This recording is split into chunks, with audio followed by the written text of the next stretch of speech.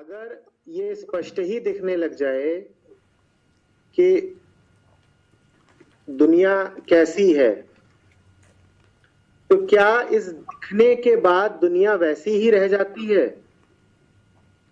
नहीं, बिल्कुल भी नहीं, बिल्कुल भी नहीं। क्योंकि दुनिया रूप और आकार से ज्यादा नाम और धारणा है।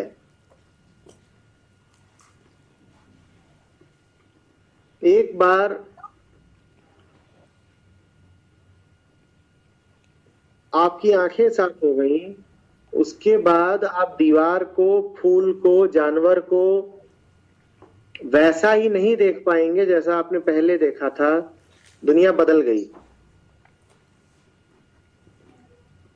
कोई पदार्थ नहीं बदला, दुनिया फिर भी बदल गई। और ये आप किसी को प्रमाणित नहीं कर पाएंगे, पर दुनिया बदल गई। वो तो इसमें भी होता है ना कि अगर देखो, तुम कुंदन ने कहा कि क्या खत्म होगी या मॉडिफाई होगी।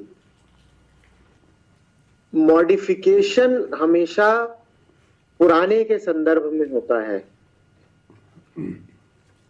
मॉडिफिकेशन का अर्थ है पुराना कायम है और उसमें कोई थोड़ा सा बदलाव आ गया है। जब मैं कह रहा हूं दुनिया बदल गई, तो मेरा अर्थ यही है कि पुराना पूर्णतया खत्म हो गया। मॉडिफाई नहीं हुई है, खत्म हो गई, बदल गई।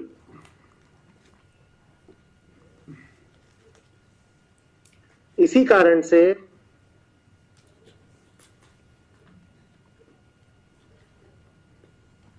हमें ये जान पाना करीब करीब असंभव है कि खुली हुई आंखों से जब दुनिया को देखा जाता है तो वो कैसी दिखती है।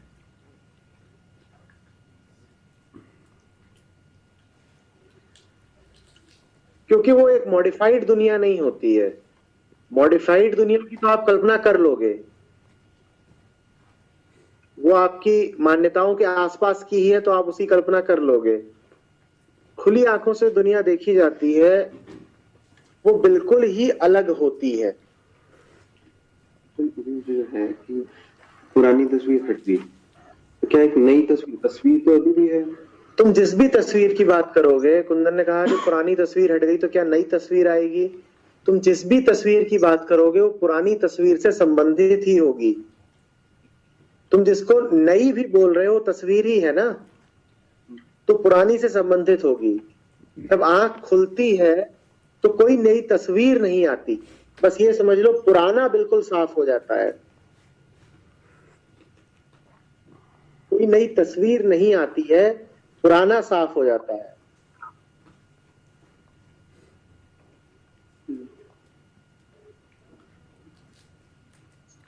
सर अभी आपने कहा था ना कि बिलीव करना एक सच का पुख्ता विकल्प हो सकता है। तो और तो मुझे अभी ये जब सोचा तो ऐसा लग रहा है कि एक प्रक्रिया होती है, जैसे हम संसार में बिलीव करते हैं and then eventually we find out that ये there is a problem and things are not the way they appear to us. और फिर कहीं ना कहीं मानने से एक जानने का एक पूरा एक प्रोसेस होता है। लेकिन जैसे जिन चीजों के बारे में भी बात कर रहे हैं कि मैटर से या फिर संसार से परे भी एक दुनिया है, और एटलीस्ट हम लोग या फिर मैं तो इस चीज को हम लोग जानते तो नहीं है, even we are believing in it, क्योंकि लॉजिकली या रैशनली हम वहां तक नहीं पहुंच सकते हैं कि हम इसको जान जाए। तो इस तरीके से क्या बिलीव सच का, ट्रूथ का एक विकल्प मात्र है, या फिर कहीं ना कहीं एक कह सकते हैं कि एक रास्ता है उस तक पहुंचने के लिए, क्योंकि मानने से ही जानने तक का सफर तय किया जा सकता है। इसीलिए शायद श्रद्धा का भी महत्व है। देखो, पहली बात तो ये कि इस दुनिया से हटके कोई दुनिया नहीं है। इस दुनिया की सीमाओं को जाना जा सकता है, पर यह बिल्कुल भी नहीं कहा जा रहा, अंशु ध्यान देना, इस दुनिया की सीमाओं को जाना जा सकता है, पर ये बिल्कुल भी नहीं कहा जा रहा है कि उन सीमाओं से आगे एक दूसरी दुनिया है। क्या ये बात स्पष्ट हो पा रही है? हाँ जी सर। जब ट्रांसेंडेंटल की बात होती है तो उसका ये अर्थ नहीं है कि कोई और लोक भी है, कोई और दुनिया भी है। उसका अर्थ इतना ही होता है कि ये जो जगत है इसकी सीमाएं हैं साफ साफ, और इसकी सीमा है मेरा मन। समझ रहे हो? हाँ जी सर। इस जगत की सीमाएं जानने के लिए किसी दूसरी दुनिया में बिलीव करने की जरूरत नहीं है, सिर्फ इस जगत के प्रति आंखें खोलने की जरूरत है। ये बिल्कुल भी नहीं कह रहा हूं कि तुम यकीन करो कि कोई दूसरी दुनिया है। मैं तुमसे कह रहा हूं कि तुम जांच पड़ताल करो कि ये दुनिया क्या है। किसी भी बुद्ध पुरुष ने कभी ये नहीं कहा कि कोई दूसरी दुनिया है। उसने यहां तक तो कहा होगा कि ये जिसको तुम दुनिया समझते हो ये झूठी है। तुमने श्रद्धा शब्द की बात की। श्रद्धा किसी दूसरी दुनिया में यकीन करने का नाम नहीं है। सच तो यह है कि तुम किसी भी चीज में यदि यकीन कर रहे हो अभी, तो तुम श्रद्धा के आसपास भी नहीं हो पाओगे। श्रद्धा किसी प्रकार का कोई यकीन नहीं है। याद रखना, श्रद्धा और यकीन का अंतर समझना। याद रखना, यकीन हमेशा किसी चीज में किया जाता है, कोई ऑब्जेक्ट होगा।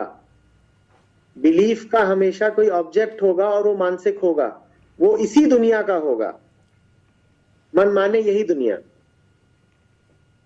तो यकीन का, विश्वास का हमेशा कोई केंद्र होगा, कोई विषय होगा, और वो विषय जो है वो दुनियावी होगा। श्रद्धा का कोई विषय नहीं होता। तुम ये नहीं कह सकते कि मैं फलाने भगवान पर श्रद्धा करता हूं। श्रद्धा का तो अर्थ ही है कि जितने भी केंद्र थे विश्वास के, मैं उनको छोड़ आया हूं पीछे। विश्वास का हर केंद्र हमारा सहारा होता है। श्रद्धा का अर्थ है पूरे तरीके से बेसहारा हो जाना। विश्वास का हर केंद्र हमारा अहंकार होता है। श्रद्धा का अर्थ है पूरे तरीके से निरअहकार हो जाना। विश्वास का हर केंद्र हमारे संस्कारों से ही उपजता है। श्रद्धा का अर्थ है पूरे तरीके से निसंस्कार हो जाना। तो श्रद्धा किसी भी किस्म का विश्वास नहीं है। विश्वास विचार है।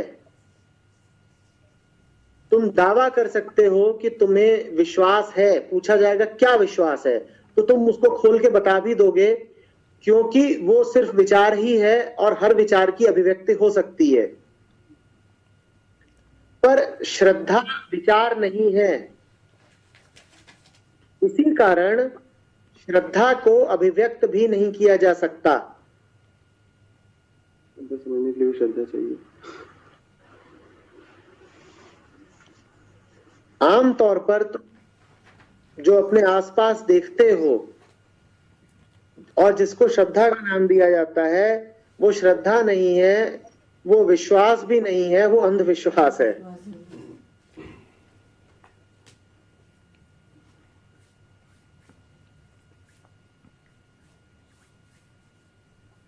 विश्वास टूटेगा क्योंकि किसी और पे किया जा रहा है, उसका कोई केंद्र है, और दुनिया का जो कोई भी केंद्र हो उसके खिसक जाने की संभावना हमेशा बनी रहती है। इसीलिए हर विश्वास का हश्र एक ही होता है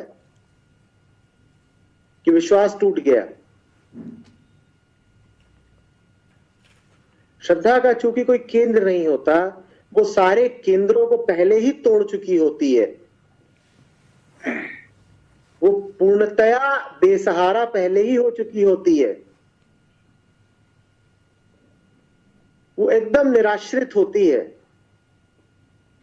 इसीलिए उसका कोई कुछ बिगाड़ ही नहीं सकता। जो किसी पर निर्भर ही नहीं करती उसका कोई बिगाड़ क्या लेगा। इसीलिए विश्वासी डरा रहता है कि कहीं मेरे विश्वास पे चोट ना लग जाए। वो अपने विश्वास को संभाले फिरे घूमेगा, वो आपसे बात भी नहीं करना चाहेगा। अगर उसको ये शक है कि आप उसके विश्वास को चुनौती दोगे तो वो इधर उधर छुपेगा या फिर वो आक्रामक हो जाएगा, या तो वो पलायन करेगा या आक्रमण करेगा। ये विश्वासी का काम है, क्योंकि उसके विश्वास को संरक्षण की जरूरत है। और इतना छोटा होता है विश्वास, समझ लो कि तुम्हारा विश्वास तुम ही से कहता है कि मुझे बचाओ, और तुम अपने विश्वास को बचाने के लिए उस पर 10 तरीके के आवरण डालते हो। श्रद्धा नहीं कहती मुझे बचाओ, श्रद्धा तुम्हें बचाती है। अंतर समझना। विश्वास कहता है मुझे बचाओ, तुम्हें विश्वास को बचाना पड़ता है। और श्रद्धा कहती है कि मुझे क्या बचाओगे तुम, मैं तुम्हें बचा रही हूं। श्रद्धालु न तो तर्क द्वारा अपना मत सिद्ध करने की कोशिश करेगा और न ही वो तर्क से भागेगा।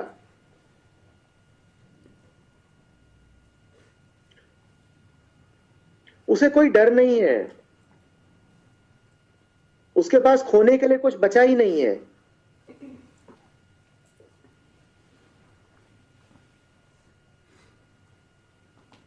बात समझ रहे हो अंशु?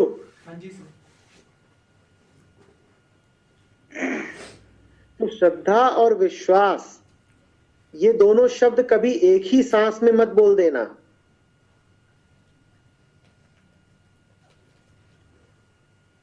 ये दोनों बहुत दूर के शब्द हैं। विश्वास है तुम्हारे अहंकार से जनित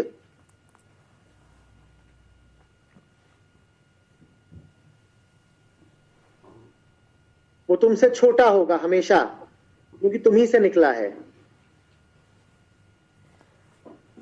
और श्रद्धा है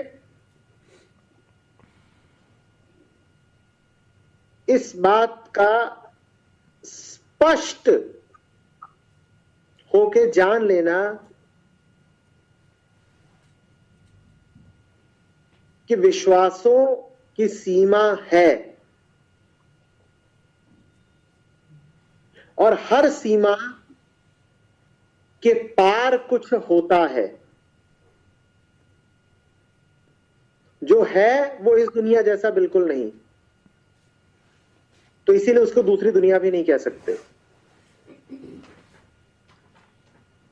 तो बड़ी पागल जैसी होती है श्रद्धा। श्रद्धा कहती है कि मैं ऐसी बावली हूं कि जो कुछ तुम मुझे दिखा रहे हो वो तो नहीं लूंगी, क्योंकि वो इसी दुनिया का है, उसको मैं मानती नहीं। मुझे दिख गया है कि वो झूठा है। जो कुछ तुम मुझे दिखा रहे हो वो मैं लूंगी नहीं, और तुम मुझे जो दिखा रहे हो उसके अतिरिक्त और भी मैं कुछ लूंगी नहीं। न तुम्हारी दुनिया न कोई और दुनिया। बहुत सारे लोग जो विश्वासों से दूर भागते हैं वो मात्र इतना ही करते हैं कि विश्वासों के एक सेट से हट करके विश्वासों के दूसरे सेट में जाके बैठ जाते हैं।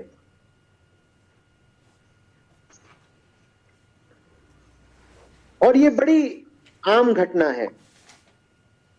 पहले मेरा विश्वास ये था कि ईश्वर है, और अब मेरा विश्वास ये है कि ईश्वर, आपने जाना कुछ नहीं है, ऐसा नहीं है कि आपके विश्वास खंडित हो गए हैं।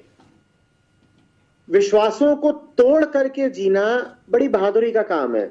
इसीलिए हमारा जब एक विश्वास टूटता है तो हम दूसरे विश्वास की शरण में चले जाते हैं और कोशिश करते हैं कि उसको बचाएं, पर समय उसको भी तोड़ेगा। हमने बात करी थी ना कि विश्वास तो इतना कमजोर होता है कि उसको हमारे संरक्षण की जरूरत है। वो हमें क्या शरण देगा? दूसरा भी टूटेगा। जब दूसरा टूटता है तो हम तीसरे की शरण में चले जाते हैं। हमारी भाषा भी तो ऐसी ही हो गई है। तुम देखो ना हम बात कैसे करते हैं। हम कहते हैं वेल आई बिलीव दैट, और इस बात को हम बड़ी ठिसक के साथ कहते हैं।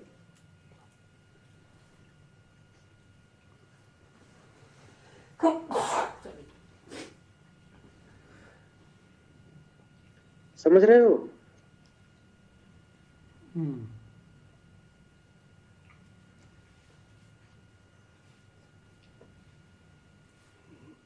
ये श्रद्धा का अर्थ है कि पुराने सबको तो तोड़ दूंगा और नया कुछ बनाऊंगा नहीं। हम में से ज्यादातर लोग पुराना खंडित करने को तो एक बार को तैयार हो जाते हैं, पर फिर जल्दी ही उन्हें कुछ नया निर्मित भी करना होता है। और ये फिर कुछ विशेष हुआ नहीं। पुराने को तो तुमने खंडित कर दिया, पर तुमने नया कुछ निर्मित कर लिया।